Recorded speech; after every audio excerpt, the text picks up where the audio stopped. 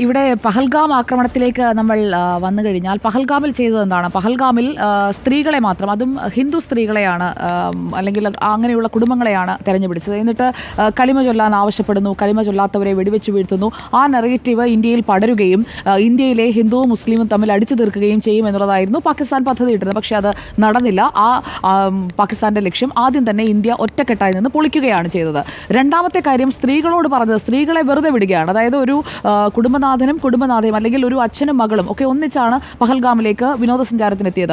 ഇപ്പോൾ രാമചന്ദ്രന്റെ കാര്യം നമ്മൾ എടുക്കുകയാണെങ്കിൽ രാമചന്ദ്രനും മകളും, ഭാര്യ അവിടേക്ക് വന്നില്ല. അവർക്ക് അത്രയും പഹൽഗാം വരെ എത്താൻ അല്ലെങ്കിൽ ബൈസൺ വാലി വരെ എത്താനുള്ള ആരോഗ്യമില്ലാത്തത് കൊണ്ട് അവരവിടേക്ക് വന്നിരുന്നില്ല. രാമചന്ദ്രനും മകളും കൊച്ചുമക്കളും ഒക്കെ കൂടിയാണ് ഉണ്ടായിരുന്നത്. അപ്പോൾ മകളുടെ മുന്നിൽ വെച്ച് പോയിന്റ് ബ്ലാങ്കിൽ രാമചന്ദ്രനെ വെടിവെച്ച് കൊല്ലുകയാണ്. അപ്പോൾ അവിടെയും പറയുന്നുണ്ട്, കലിമ ചൊല്ലാൻ ആവശ്യപ്പെടുന്നുണ്ട്. പക്ഷേ ആ പറഞ്ഞതിന് ശേഷം നേരത്തെ നിങ്ങളൊക്കെ സൂചിപ്പിച്ചതുപോലെ തിരിച്ചുപോയി നിന്റെ മോദിയോട് പറയൂ എന്ന് പറയുന്നു. അപ്പോൾ അങ്ങനെ സ്ത്രീകളെ വെറുതെ വിടുകയും അവരോട് മോദിയോട് പോയി പറയുകയും ചെയ്തതിന്റെ മറുപടി പക്ഷേ മോദി അല്ല കൊടുത്തത് എന്നതാണ് ഈ അറ്റാക്കിലെ എനിക്ക് ഏറ്റവും സിഗ്നിഫിക്കൻ്റ് ആയിട്ട് തോന്നിയത്. അത് സ്ത്രീകൾ തന്നെ വന്നിരുന്ന് വിശദീകരിക്കുകയാണ്. ഇതിനപ്പുറം ഒരു നാണക്കേട് പാകിസ്ഥാന് വരാനുണ്ടോ?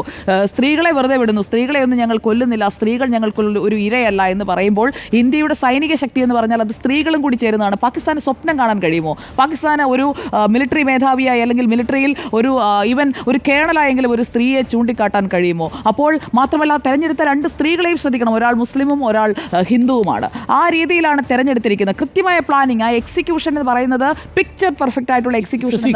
വ്യോമിക സിംഗ് അപ്പോൾ രണ്ട് കമ്മ്യൂണിറ്റിയിൽപ്പെട്ട രണ്ട് സ്ത്രീകളെ, അത് ഒന്ന് എയർഫോഴ്സും ഒന്ന് ആർമിയുമാണ്, അങ്ങനെ രണ്ടുപേരെയും കൃത്യമായി ഡെപ്യൂട്ട് ചെയ്യുകയാണ്.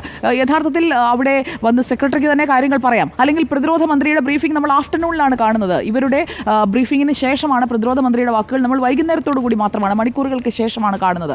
അപ്പോൾ പ്രതിരോധ മന്ത്രി പറയുന്നത് വരെ വെയിറ്റ് ചെയ്യാം.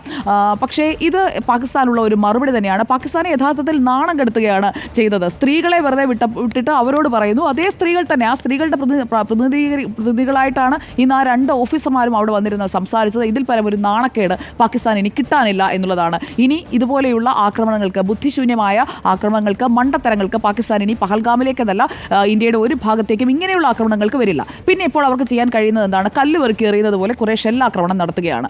അതും അതിർത്തിയിൽ ഇരുന്നു കൊണ്ട്, അവരുടെ സേഫായിട്ടുള്ള സേഫ് സോണിൽ ഇരുന്ന് കല്ലെറിയുന്ന രീതിയിൽ ഷെല്ലിംഗ് നടത്തുകയാണ്. ആ ഷെല്ലിങ്ങിലൂടെ ലക്ഷ്യമിടുന്നത് ആരെയാണ്? ഇന്ത്യൻ സൈന്യത്തെ ഒന്നുമല്ല, അവിടെ അതിർത്തി പ്രദേശങ്ങളിൽ താമസിക്കുന്ന സാധാരണക്കാരായ, ഒരു വഴിയുമില്ലാത്ത, പരമ്പരാഗതമായി അവിടെയൊക്കെ താമസിച്ചു വരുന്ന മനുഷ്യരെയാണ്. അതിലിപ്പോൾ പൂഞ്ചിൽ നിന്നൊക്കെയുള്ള അതിർത്തി പ്രദേശങ്ങളിലെ ആളുകൾ നഗരത്തിലേക്കൊക്കെ മാറി തുടങ്ങിയിരിക്കുന്നു. കാരണം പലർക്കും ഈ ആക്രമണം തുടരുന്ന ഒരു പശ്ചാത്തലത്തിൽ ഇന്നത്തെ രാത്രി അവിടെ അതിജീവിക്കാൻ കഴിയില്ല എന്ന് ബോധ്യമായതിൻ്റെ അടിസ്ഥാനത്തിൽ അവരൊക്കെ നഗരപ്രദേശങ്ങളിലേക്ക് മാറുന്നുണ്ട്. നേരത്തെ നമ്മുടെ ആദിൽ പോയ പ്രദേശങ്ങളിലും ആളുകൾ മൂവ് ചെയ്ത് തുടങ്ങുന്നതിൻ്റെ, അവർ സാധനങ്ങളൊക്കെ എടുത്ത് സുരക്ഷിതമായ സ്ഥലങ്ങളിലേക്ക് മൂവ് ചെയ്യുന്നതിൻ്റെയൊക്കെ ദൃശ്യങ്ങളടക്കം നമ്മൾ തത്സമയം കാണുകയും ചെയ്തതാണ്. ഇനി ഈ ആക്രമണത്തെക്കുറിച്ച് അതിൽ ആർമിയുടെ സ്റ്റേറ്റ്മെൻറ്റ്സ് ഒക്കെ പിന്നീടാണ്, ആർമിയുടെ ഔദ്യോഗികമായിട്ടുള്ള സ്റ്റേറ്റ്മെൻറ്റ്സ് ഒക്കെ രാജ്നാഥ് സിംഗ് സംസാരിച്ചതിന് ശേഷമാണ് വരുന്നത്. അതിൽ ആദ്യം അവരിട്ടത് ജസ്റ്റിസ് സെർവ്ഡ് എന്നാണ്, അതായത് നീതി നടപ്പാക്കിയെന്നാണ്. ഞങ്ങൾ ആക്രമിച്ചു എന്നോ തിരിച്ചടിച്ചു എന്നോ അല്ല ഉപയോഗിക്കുന്നത്, നീതി നടപ്പാക്കി.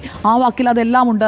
നീതിയാണ്. പഹൽഗാമിൽ ജീവൻ പൊലിഞ്ഞ സാധാരണക്കാരായ മനുഷ്യരാണ്, സിവിലിയൻസ് ആണ്. അവരുടെ മരണത്തിന് അല്ലെങ്കിൽ അവരെ കൊന്ന ഭീകരരോടുള്ള പകരം വീട്ടൽ അതാണ് ചെയ്യുന്നത്. പക്ഷേ അവിടെ നീതി നടപ്പാക്കി എന്ന വാക്ക് ഉപയോഗിക്കുന്നത് വളരെ ക്ലിയറായി നമ്മൾ മനസ്സിലാക്കേണ്ട ചില കാര്യങ്ങളുണ്ട്. അവിടെ നീതി നടപ്പാക്കുന്നതിനായി ആക്രമിച്ച 5 ഭീകരരെ കൊന്നാൽ നീതി നടപ്പാകുമോ? ഇല്ല. ആ 5 ഭീകരരെയും ഒരുക്കി വിട്ടവരെ ആ മണ്ണിൽ പോയി കൊടുക്കും. മിട്ടിമേം എന്ന് പറഞ്ഞു നരേന്ദ്രമോദി മധുബനിയിലെ റാലിയിൽ ആ മണ്ണിൽ തന്നെ പോയി കൊടുത്തിരിക്കുന്നു. ആ മണ്ണെന്ന് പറയുന്നത് പാകിസ്ഥാന്റെ മണ്ണാണ്. പാക് ഒക്യുപ്പൈഡ് കശ്മീരിലും പാകിസ്ഥാനിലുമായിട്ടുള്ള 9 ഇടങ്ങളിൽ പാകിസ്ഥാന്റെ മണ്ണിൽ പോയി എന്ത് ചെയ്തു? ആ മണ്ണോട് ചേർക്കുകയാണ് ചെയ്തത്. ആ മണ്ണിൽ തന്നെ, ആ മണ്ണിലാണ് ഭീകരതയ്ക്ക് വളമിട്ട് കൊടുത്ത് ഭീകരവാദികളെ അവിടെ ട്രെയിനിങ് കൊടുത്ത് വളർത്തിയെടുത്തത്. ആ മണ്ണിൽ പോയി അവരെ അടിച്ച് അവിടെ തന്നെ ഇട്ടിട്ട് തിരിച്ചു വരികയാണ് സുരക്ഷിതമായി നമ്മുടെ സേനാ വിഭാഗങ്ങൾ. പാകിസ്ഥാൻ വലിയ അവകാശവാദങ്ങൾ, കൂടുതലും മിസ്ഇൻഫർമേഷനാണ്, അതെല്ലാം നമ്മൾ ഫാക്ട് ചെക്ക് നടത്തി തോൽപ്പിച്ചു. ഒരു ഇൻഫർമേഷൻ വാർ കൂടി കഴിഞ്ഞ രാത്രിയിൽ ഇന്ത്യ നടത്തിക്കൊണ്ടിരിക്കുകയായിരുന്നു എന്നതുകൂടി നമ്മൾ മനസ്സിലാക്കണം. അല്ലാത്ത പക്ഷം ഈ ഫോൾസ് നറേറ്റീവ്സ് ഒക്കെ നമ്മൾ അടക്കമിരുന്ന് ഇപ്പോൾ ചർച്ച ചെയ്തേനെ.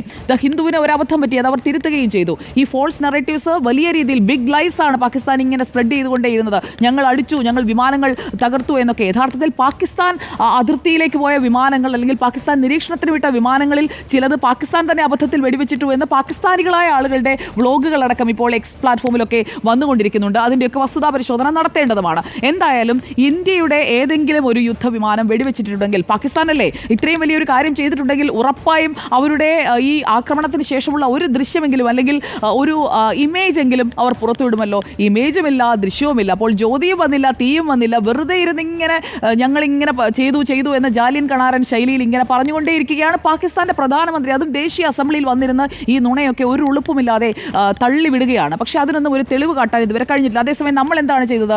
നമ്മൾ പ്രിസൈസ് ആയിട്ടുള്ള ഒരു ആക്രമണമാണ് നടത്തിയത്. എത്രത്തോളം കൃത്യമായിരുന്നു എന്നതിന് ആക്രമണത്തിന് മുൻപുള്ള ആ സൈറ്റിന്റെ റിയൽ ടൈം ഫുട്ടേജ് എന്താണെന്ന് കാണിക്കുന്നു. ഈ വാർത്താ സമ്മേളനം അതുകൊണ്ടൊക്കെയാണ് ശ്രദ്ധേയമാകുന്നത്. നമ്മുടെ രാജ്യത്തിനുള്ളിൽ തന്നെ ഈ സംശയങ്ങളൊക്കെ ഉയർത്തുന്ന പലരും ഉണ്ടാകും. യുദ്ധമല്ല നമുക്ക് വേണ്ടത് സമാധാനമാണ് എന്നൊക്കെ പാകിസ്ഥാന് വേണ്ടി കരയുന്നവരുണ്ടാകും. അവരെ കൂടി ബോധ്യപ്പെടുത്തുന്നതിന് വേണ്ടിയാണ് ഈ റിയൽ ടൈം ഫുട്ടേജ് പുറത്തുവിട്ടത്. അന്ന് ബാലാക്കോട്ടിൽ പോയി അടിച്ചപ്പോൾ തെളിവെവിടെ, പൈൻമരക്കാടാണ് എന്ന് ദേശീയ മാധ്യമങ്ങളിൽ, രാജ്യാന്തര മാധ്യമങ്ങളിൽ കുറെ പേരെയൊക്കെ കൊണ്ടുപോയി അവിടെ നിന്ന് പാകിസ്ഥാൻ അനുകൂലമായി സംസാരിക്കുന്ന റിപ്പോർട്ടേഴ്സിനെ അടക്കം കൊണ്ടുപോയി പല പ്രസിദ്ധീകരണങ്ങളിലും വരുത്തിയിരുന്നു. ബാലാക്കോട്ട് ആക്രമണത്തിന് സമയത്ത് പൈൻമരക്കാടുകളാണ് അവിടെ കത്തിച്ചത്, അല്ലാതെ ഒരു ഭീകര കേന്ദ്രവും തകർത്തിട്ടില്ല എന്ന മട്ടിലൊക്കെ ഇന്ത്യക്കെതിരായ നറേറ്റീവ് സൃഷ്ടിക്കാൻ പാകിസ്ഥാന് ഭാഗികമായെങ്കിലും വന്നു കഴിഞ്ഞിട്ടുണ്ട്. ഇത്തവണ അതിനുള്ള ഒരു ചാൻസ് പോലും, സീറോ ചാൻസ് പോലും കൊടുക്കാതിരിക്കുന്നതിനാണ് റിയൽ ടൈം ഫുട്ടേജ് വെച്ചുകൊണ്ടുള്ള ഒരു വാർത്താ സമ്മേളനം, ആ ബ്രീഫിംഗ് ഇന്ന് നടത്തിയത്. അതെ, അതാണ് സാർ. കാരണം മസൂദ് ഹസന് പറയേണ്ടി വന്നത് എന്തുകൊണ്ടാണ്? 18 കിലോമീറ്റർ ചുറ്റളവിലുള്ള ഒരു കേന്ദ്രം, അതിന്റെ സറൗണ്ടിങ് ഏരിയ അത് കൃത്യമായി മാപ്പ് ചെയ്ത് കാണിക്കുകയാണ്, ഔട്ട്ലൈൻ ചെയ്ത് കാണിക്കുകയാണ്. ആ ബ്രീഫിംഗിൽ നമ്മുടെ വനിതാ ഉദ്യോഗസ്ഥർ ഔട്ട്ലൈൻ ചെയ്ത് കാണിക്കുകയാണ്. എന്നിട്ട് ഇതിനുള്ളിലെ ഇന്ന സാധനങ്ങളാണ് അല്ലെങ്കിൽ ഇന്ന സ്ഥാപനങ്ങളാണ് അവിടെ പ്രവർത്തിച്ചിരുന്നത്, എന്തിന്റെ ടെറർ ക്യാമ്പാണ്, അതിന്റെ ഓരോ സമയം കൂടി ഞാൻ പറയാം. ആദ്യത്തെ ടാർഗറ്റിൽ നമ്മൾ അടിക്കുന്നത് 1-4-നാണ്, 1-5-നല്ല 1-4-നാണ്.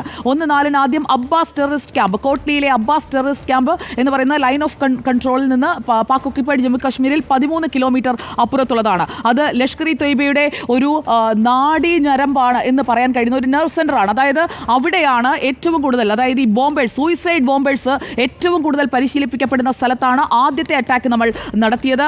അവിടെ 50 തീവ്രവാദികൾക്ക് ഒരേ സമയം ചാവേറുകളാകാനായിട്ടുള്ള പരിശീലനം നൽകുന്നതാണ്. അവരെയാണ് നുഴഞ്ഞു കയറി ഇന്ത്യയുടെ അതിർത്തി കടന്ന് ഇപ്പുറത്തേക്ക് വരുന്നത്. ആ ചാവേറുകളെ പരിശീലിപ്പിക്കുന്ന 50 ചാവേറുകൾ ഇങ്ങനെ നമ്മൾ ഈ അടവെച്ച് കോഴിയെ വിരിയിക്കില്ലേ, അതുപോലെ ഈ അടവെച്ച് വിരിയിക്കുകയാണ് അവിടെ തീവ്രവാദികളെ. എന്നിട്ട് അവർ നുഴഞ്ഞു കയറി ഇപ്പുറത്തേക്ക് വരികയാണ്.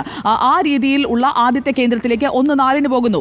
രണ്ടാമത്തേത് 1-8-നാണ് രണ്ടാമത്തെ ടാർഗറ്റ്, ഗുൽപൂർ ടെററിസ്റ്റ് ക്യാമ്പ്, കോട്ട്ലിയിലെ തന്നെ ഗുൽപൂർ ടെററിസ്റ്റ് ക്യാമ്പ് 30 കിലോമീറ്റർ അപ്പുറത്താണ് ലൈൻ ഓഫ് കൺട്രോളിൽ നിന്ന്, പാക് ഒക്യുപ്പൈഡ് ജമ്മു കാശ്മീരിൽ. അത് control centre and base of Lashkar e തൊയ്ബയാണ്. ഞാനിത് ഇന്ത്യൻ ആർമിയാണ് കോട്ട് ചെയ്യുന്നത്.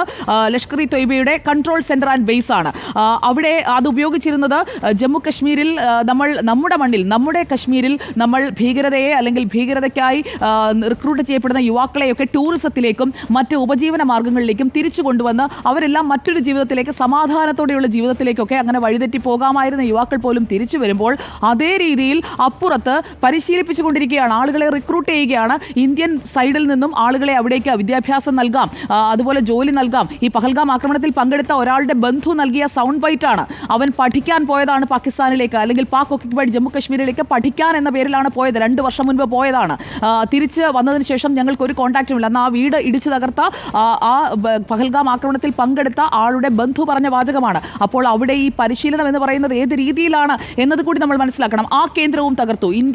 ഇന്ത്യൻ സൈഡിൽ നിന്ന് ഒരാളെ പോലും ഇനി കൊണ്ടുപോകുന്നതിന് ഇത്രയും ക്ലോസ് ആയിട്ടുള്ള ഒരു സെന്റർ ഇനി ഇല്ല എന്നുള്ളതാണ്. മൂന്നാമത്തേത് മെഹ്മൂന ജോയ ടൂറിസ്റ്റ് ക്യാമ്പാണ് സിയാൽകോട്ട് എന്ന് പറയുന്നത്. അത് അന്താരാഷ്ട്ര അതിർത്തിയിൽ നിന്ന് 12 കിലോമീറ്റർ മാത്രം അകലെ നിൽക്കുന്നതാണ്. അത് ഹിസ്ബുൾ മുജാഹിദീന്റെ ഏറ്റവും പ്രധാനപ്പെട്ട ട്രെയിനിങ് സെന്റർ ആണ് ഈ മെഹ്മൂന ജോയ ടെററിസ്റ്റ് ക്യാമ്പ് എന്ന് പറയുന്നത്. ഈ ക്യാമ്പ് ഞാൻ ഈ 3 എടുത്തു പറയാൻ കാരണം ഇത് 3 യഥാർത്ഥത്തിൽ പാകിസ്ഥാനിൽ നിന്ന് ഭീകരരെ റിക്രൂട്ട് ചെയ്ത് പരിശീലിപ്പിച്ച് ഇന്ത്യയിലേക്ക് കയറ്റിവിടുന്നത്. ബാക്കിയുള്ള ഇടങ്ങളിലൊക്കെ ഈ പ്രധാനപ്പെട്ട നേതാക്കൾ അല്ലെങ്കിൽ ഈ ലഷ്കറിന്റെയും ഹിസ്ബുൾ മുജാഹിദീന്റെയും ജെയ്ഷെ മുഹമ്മദിന്റെയും ഒക്കെ വലിയ നേതാക്കൾ, ബിഗ് ബോസസ് ഇരിക്കുന്ന സ്ഥലങ്ങളാണ്. അവരുടെ സറൗണ്ടിങ് ആയിട്ടുള്ള, അവരുടെ കൂട്ടാളികളായിട്ടുള്ള, വലങ്കൈകളായിട്ടുള്ള ആളുകളൊക്കെ ഉള്ള സ്ഥലങ്ങളാണ്, ഫാമിലി ഉള്ള സ്ഥലങ്ങളാണ്. പക്ഷേ ഇത് 3 എന്ന് പറയുന്നത് ട്രെയിനിങ് സെന്റേഴ്സ് ആണ്. ഈ 3 സംഘടനകളുടെയും ട്രെയിനിങ് സെന്റേഴ്സ് ആണ്. ഈ 3 സെന്ററുകളും തകർത്തിരിക്കുകയാണ്. ഇതിനിടയിൽ നമ്മൾ കാണേണ്ട മറ്റൊരു കാര്യം പാകിസ്ഥാന്റെ ഈ സർവൈലൻസ് സംവിധാനമാണ്. പാകിസ്ഥാന് യഥാർത്ഥത്തിൽ ഇപ്പോൾ പേടിക്കുന്നത് ഇന്ത്യ എവിടെയാണ് ആക്രമിക്കാൻ പോകുന്നത് എന്ന് മനസ്സിലാക്കുന്നതിനുള്ള ഒരു സിഗ്നലിംഗ് സംവിധാനം പാകിസ്ഥാനില്ല. അതാണ് അവരെ ഏറ്റവും കൂടുതൽ ആശങ്കപ്പെടുത്തുന്നത്. അതുകൊണ്ടാണ് ഞങ്ങൾ ഇന്ത്യയെ അടിച്ചെന്ന് അവർ നുണ പറയുന്നത്. യഥാർത്ഥത്തിൽ ഇന്ത്യ അങ്ങോട്ടേക്ക് അടിക്കാൻ വരുന്നത് അവർക്ക് മനസ്സിലാക്കാൻ പോലുമുള്ള ഒരു സംവിധാനം അവരുടെ കയ്യിലില്ല എന്നുള്ളതാണ്. അവരുടെ റഡാർ സിഗ്നലിംഗ് സിസ്റ്റം എന്താണ് സംഭവിച്ചത് എന്നുള്ളത് അവർക്ക് മനസ്സിലാക്കുന്നതിന് റഡാറുകളിൽ പെടുന്നതല്ല നമ്മൾ അയച്ച മിസൈൽ സംവിധാനം എന്ന് പറയുന്നത്. പക്ഷേ റഡാറുകൾ അല്ലെങ്കിൽ ഒരു സിഗ്നലിംഗ് സംവിധാനം എന്ന് പറയുന്നത് പാകിസ്ഥാൻ്റേത് പതറ്റിക്കാണ്. അവർക്ക് ഇന്ത്യയോട് ഏറ്റുമുട്ടി നിൽക്കാൻ പറ്റുന്ന രീതിയിലുള്ള എന്താണ് അവരുടെ കയ്യിലുള്ള ആയുധശേഷി അല്ലെങ്കിൽ ഒരു സിഗ്നലിംഗ് സംവിധാനം എന്നതുകൂടി നമ്മൾ മനസ്സിലാക്കി വേണം ഈ സാഹചര്യത്തെ അനലൈസ് ചെയ്യാൻ എന്നുള്ളതാണ് എൻ്റെ ടേക്ക്. അതോടൊപ്പം തന്നെ നിങ്ങൾ പറഞ്ഞ കാര്യങ്ങളിലേക്ക് ഞാൻ പോകുന്നില്ല. ഇവിടെ എൻ രാമചന്ദ്രൻ്റെ പൊതുദർശനം നടന്നത് ഓർമ്മ കാണുമല്ലോ, ഇടപ്പള്ളിയിൽ.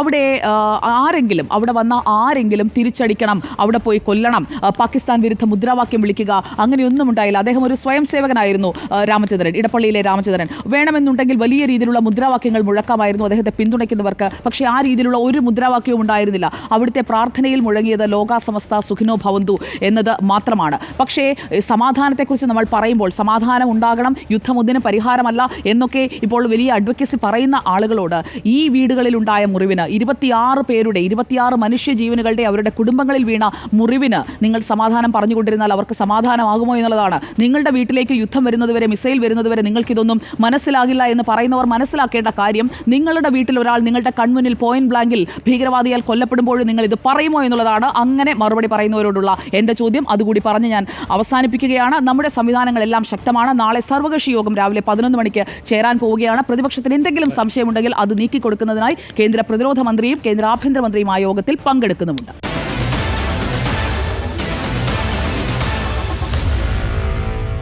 Meet the editors.